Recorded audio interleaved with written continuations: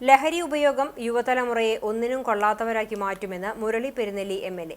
ചൂണ്ടൽ പഞ്ചായത്തിലെ പാറന്നൂരിൽ നിർമ്മിച്ച cafeteria, MCF എന്നിവയുടെ ഉദ്ഘാടനം നിർവഹിച്ച് സംസാരിക്കുകയായിരുന്നു എം.എൽ.എ. ഓരോ ദിവസവും നമ്മെ ഭയപ്പെടുത്തുന്ന വാർത്തകളാണ് ചുറ്റിലും നടന്നുകൊണ്ടിരിക്കുന്നത്. ഇതിനു പിന്നിലെ പ്രധാന കാരണം ലഹരിയാണ്. ലോകത്തെ ഏറ്റവും ശക്തമായ മാഫിയ ലഹരിയുടേതാണ്.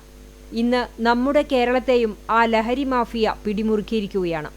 കുട്ടികളിലേക്കടക്കം ലഹരി പരത്താനുള്ള വലിയ പരിശ്രമങ്ങൾ നടക്കുന്നുണ്ട്. ഇത്തരം പ്രവർത്തനങ്ങൾ നമ്മുടെ കുട്ടികളെ ഒന്നിനും കൊള്ളാത്ത തലമുറയാക്കി മാറ്റാനുള്ള സാധ്യതയാണുള്ളത്. ലഹരി ഉപയോഗത്തിനെതിരെ ജാഗ്രത പാലിക്കേണ്ടത് മാതാപിതാക്കളാണ്. കുട്ടികൾ സ്കൂളിൽ നിന്നും വീട്ടിലേക്ക് വരുമ്പോൾ അവരുടെ ബാഗ് പരിശോധിക്കുന്നതുൾപ്പെടെ പല കാര്യങ്ങളും മാതാപിതാക്കൾ ശ്രദ്ധിക്കേണ്ടതുണ്ട്. കുഞ്ഞുങ്ങളുടെയൊപ്പം അവരുടെ രക്ഷിതാക്കൾ ഉണ്ട് എന്ന തോന്നൽ അവർക്കുണ്ടാകേണ്ടത് അനിവാര്യമാണ്.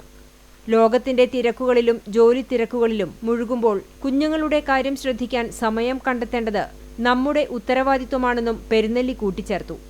ലോകത്തെ ലഹരി മാഫിയ, ഏറ്റവും ശക്തമായൊരു മാഫിയാണ് ലഹരി മാഫിയ. ആ ലഹരി മാഫിയ പിടിമുറുകയാണ്.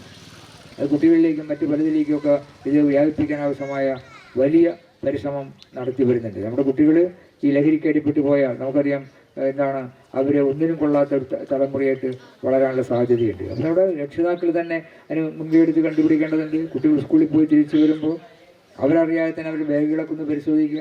അവരറിഞ്ഞുകൊണ്ട് ചെയ്താൽ അത് അവരെ ദോഷകരമായി ബാധിക്കുന്ന ഒരു കാര്യമാണ്. അത് കേരളത്തിൽ ഒരു മനുഷ്യൻ ശരാശരി 3.5 മണിക്കൂറോളം എവിടെ ഇരിക്കുകയാണ്?